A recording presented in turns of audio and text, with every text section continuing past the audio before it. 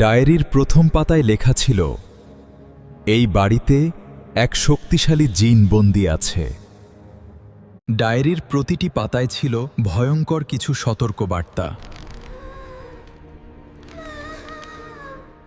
বহু বছর আগে এক নেককার আলেম এই বাড়ির ভেতরে এক ভয়ঙ্কর জিনকে বন্দী করেছিলেন, কিন্তু সেই জিন প্রতিশোধ নেওয়ার শপথ করেছিল। ঠিক তখনই পুরো বাড়ির আলো নিভে গেল।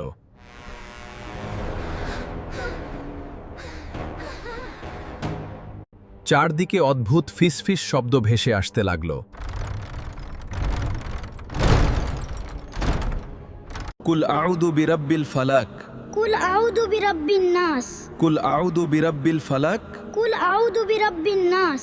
হঠাৎ আয়নার ভেতরে এক ভয়ঙ্কর মুখ দেখা দিল। শেষ পাতায় হঠাৎ নতুন একটা লেখা ফুটে উঠল।